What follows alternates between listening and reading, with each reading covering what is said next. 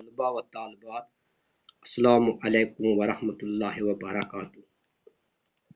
آپ کو معلوم ہونا چاہیے کہ ہم شاعری کے اصناف کے بارے میں جانکاری حاصل کر رہے ہیں۔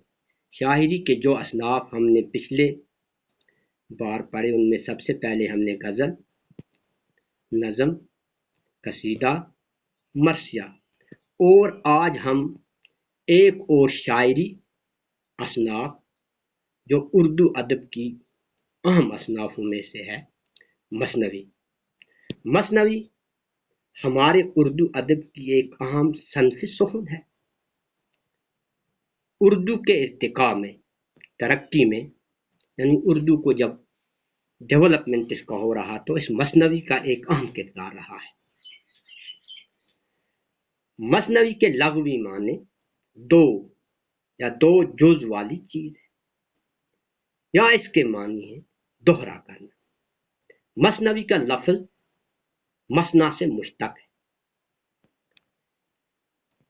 شاعری اصطلاح میں مثنوی اس نظم کو کہتے ہیں جس کے ہر شعر کے دونوں مصرے ہم قافیہ ہوتے ہیں، کیونکہ غزل کے شعر کے بھی مصرے قافیہ، لیکن اس کے ہر شعر کا قافیہ مختلف ہوتا ہے، لیکن بہر جو ہوتی ہے وہ ایک ہی رہتی ہے۔ بہر مثنوی کے کی اشعار کی تعداد مقرر نہیں ہے، اس میں مضمون جو ہوتا ہے، موضوع جو عنوان جو ہوتا ہے وہ مسلسل ہوتا ہے۔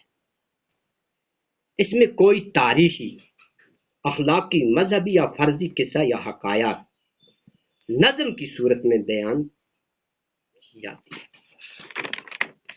یہ قدیم شاعری میں سب سے زیادہ کارآمد صنف شاعری ہے۔ پہلے دور میں، ابتدائی دور میں اس صنف کی طرح کافی توجہ دی جاتی تھی اور پڑھنے میں بھی لوگ بڑی دلچسپی رکھتے تھے، لیکن وقت کے حالات، زمانے کے حالات میں تغیر و تبدیل آنے کے ساتھ ساتھ اب اس صنف سخن کی طرح تھوڑا کم ہی توجہ دیا جاتا ہے، لیکن اس صنف سخن میں ایک الگ ہی لچک ہے۔ اس لیے اس میں ہر طرح کے مضامین، واقعات، منظر بیان کرنے کی آزادی ہوتی ہے۔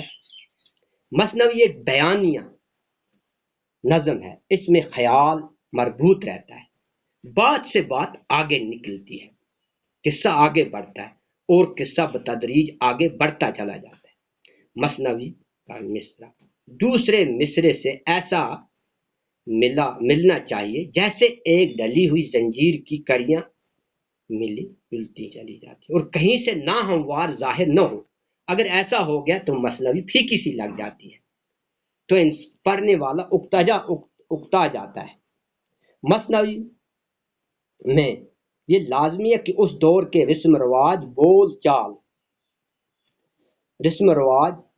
چال اور طرز معاشرت کی عکاسی ہونی چاہیے، یعنی کی جاتی ہے اس میں۔ مثنوی میں درج ذیل خصوصیات کا ہونا لازمی ہے، یعنی یہ جز ہیں اس کے لیے، جن کا جس طرح قصیدہ کے لیے جز ہیں، جس طرح مرثیہ کے لیے جز ہیں، اس طرح اس کے لیے بھی ہیں۔ تسلسل، واقع نگاری، کردار نگاری، اسلوب بیان یعنی طرز بیان۔ تو تسلسل و ترتیب مثنوی کی اولین، پہلا یعنی کریکٹر ہم کہیں گے، خصوصیات ہے، یعنی تسلسل، ترتیب، واقعات و ترتیب کی داستان پوری طرح ذہن میں آنی، جو نظم کی صورت میں یعنی بیانیہ صورت میں ادا ہوتی ہے۔ اس کے واقعات ضمنی پہلو بھی ایک واقعہ کے بعد دوسرا واقعہ آتا ہے، دوسرے کے بعد، لیکن وہ ضمنی طور پر کیا ہونے چاہیے، ذہن میں آنے چاہیے، اور اس واقعات کے ضمنی پہلو سامنے بھی آنے چاہیے۔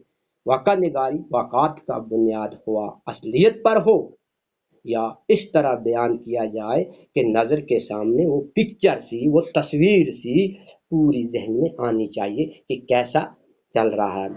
واقع نگاری میں اس عہد یعنی اس دور کی، اس وقت کے طرز معاشرت، بول چال، رہن سہن، اٹھنے بیٹھنے کا بیان کو خاص اہمیت حاصل، اور زبان بھی اس وقت کے الفاظ بیان کیے جاتے ہیں۔ کردار نگاری مثنوی میں تمام کردار کی امتیازی خصوصیات کو قائم رکھنا ضروری ہے۔ جس طرح آپ کو معلوم ہے کہ نثری صنف میں کردار کو ایک اہمیت حاصل ہوتی ہے، اس طرح اس میں بھی کردار کے ارد گرد ہی موضوع ہونا چاہیے، کہ قائم ہونا چاہیے۔ کردار نگاری کی ضرورت پڑنی چاہیے، کردار اس میں ایک سے زیادہ بھی ہو سکتے ہیں۔ اسلوب بیان، مثنوی کی کہانی کتنی ہی دلچسپ، مربوط، پسندیدہ کیوں نہ ہو، اگر اس میں سلیقہ، طریقہ، طرز بیان نہ کیا جائے تو بیکار ہو جاتی، یعنی طریقے سے بیان ہے، طرز بیان، بول چال، ڈھنگ، ایسا سلیقہ ہو کہ مثنوی پڑھنے والا میں ایک چاشنی سی پیدا ہو جائے۔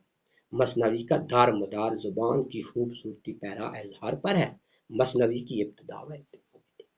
اردو شاعری میں مثنوی لکھنے کا سلسلہ دکن سے شروع ہوا، جس طرح باقی شاعری کا سلسلہ دکن کی سرزمین سے شروع ہو کر بر صغیر کے باقی حصوں میں پھیلا، اسی طرح اس کا سلسلہ بھی ایسے ہی ہوا۔ اردو مثنوی کا جو دور کا آغاز ہے، یعنی دور کا آغاز بہمنی خاندانی سلطنت نے پڑا۔ اس دور کی سب سے پہلی مشہور مثنوی جو لکھی تھی وہ فخر الدین نظامی کی مثنوی، جس کا نام قدم رہا پر۔ دکن اردو شعراء کے مختلف موضوعات میں مثنویاں لکھی ہیں۔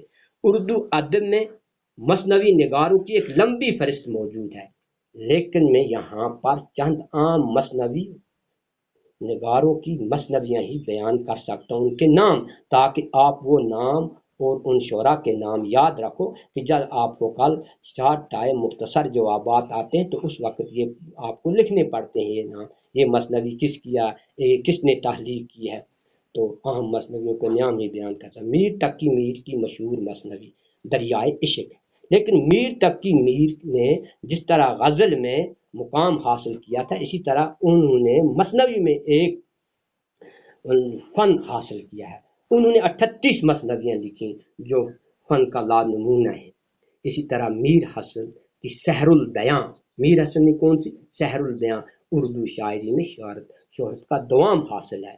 اسی طرح نسیم کی مثنوی گلزار نسیم، جس کی وجہ سے وہ زندہ جاوید ہے۔ اگر کہتے ہیں کہ پنڈت دیا شنکر نسیم چھوٹی ہی عمر میں اگر وہ اور آگے بڑھتے تو شاعری میں وہ اپنا کافی نام حاصل، لیکن انہیں کی مثنوی گلزار نسیم، جس کی وجہ سے وہ آج تک بھی ان کا نام زندہ ہے۔ اسی طرح مرزا شوق لکھنوی کی مثنویاں زہر عشق، فریب عشق اور بہت ساری مشہور مثنویاں ہیں۔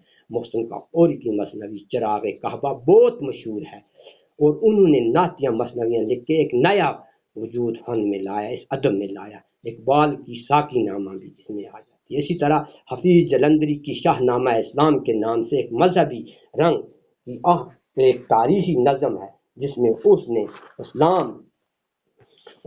اسلام کے عروج و داستان بیان کیے ہیں، موجودہ داستان بیان کیے، کہتے ہیں شاہ نامہ اسلام 2 جلد پر منسوب ہے۔